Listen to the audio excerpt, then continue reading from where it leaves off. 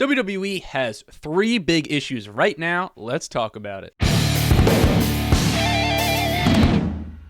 So WWE is the most popular wrestling company in the whole world, and just like everything with everybody, they have their own issues, even though they are at the top of the professional wrestling mountain. So here are just 3 of them that I think that WWE should change. And I don't want you to take this as me just bashing WWE, because that's not what I'm going to do.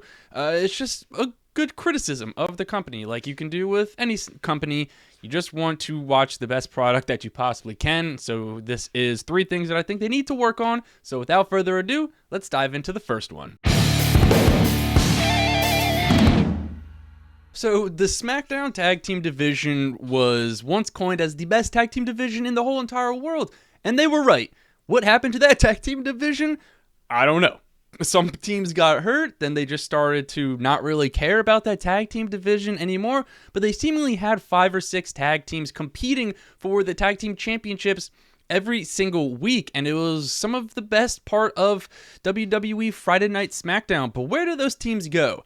So currently there are 14 total tag teams, which includes tag teams that are in WWE factions. And of those 14, you have 7 tag teams that are not in factions, that are just 2 people teaming up together. And of that 7, you only have 5 tag teams that are either not hurt or that are on WWE television, being Fraxium, Angel and Berto, Motor City Machine Guns, the Usos, and the War Raiders. And even some of those teams, you can just make the argument that they're really not on TV that much. So what happened to this tag team division on Monday Night Raw and Friday Night SmackDown?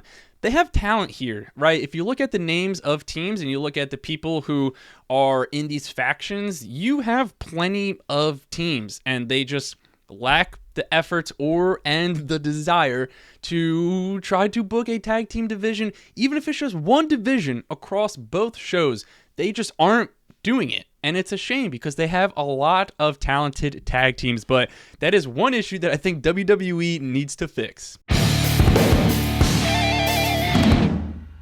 So what do I mean by attention to details? Well, it's mostly with the wrestlers, but it is also with WWE booking certain things in an odd way. But I don't know about you, I have noticed over these past couple of months, and maybe even the past year or so specifically, that a lot of the smaller things, it just seems like wrestlers are getting lazy with, whether that's kicking out of pinfalls or whether that's just throwing punches when they're ground and pounding somebody.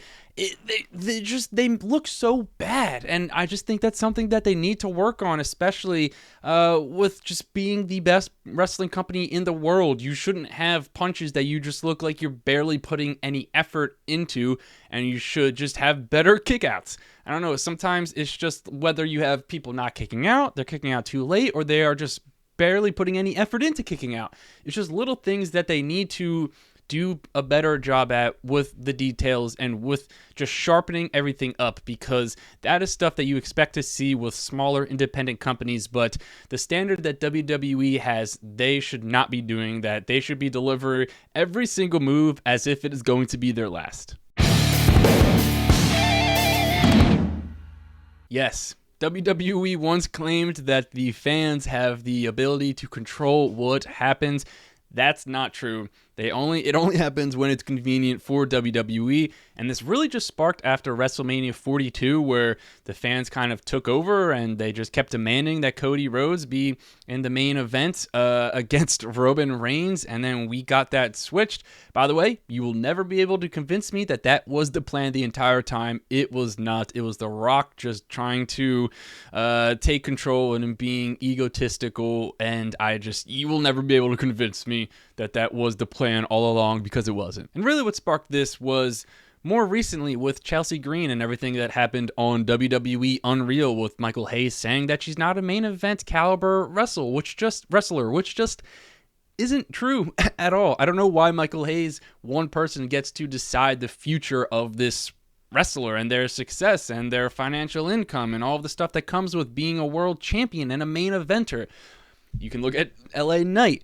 It's the same exact thing. Fans have been pushing and wanting him to do good. He finally kind of got elevated to the main event scene, but He just has never had a big feud to get a big win or to win a world title. And Michael Hayes even went farther in saying that if they push Chelsea Green to the main event scene, then fans wouldn't care.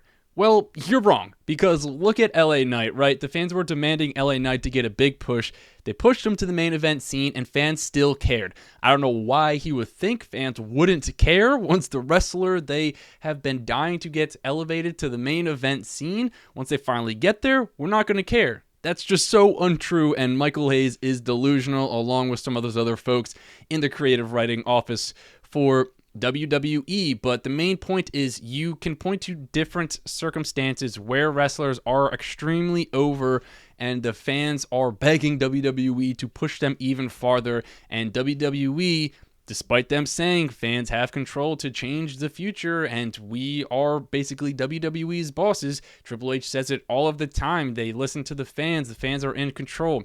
That's not true. It's only true when WWE finds it convenient. So those are 3 issues that I think WWE has currently that I think they need to work on. I'm sure there's a ton of other things that you can bring up, but you let me know in the comments what's one issue you think WWE has currently. Make sure to smash that subscribe button, to click that like, and ring that bell if you want to get notified every single time we upload a brand new video. With that being said, I'll catch you in the next one.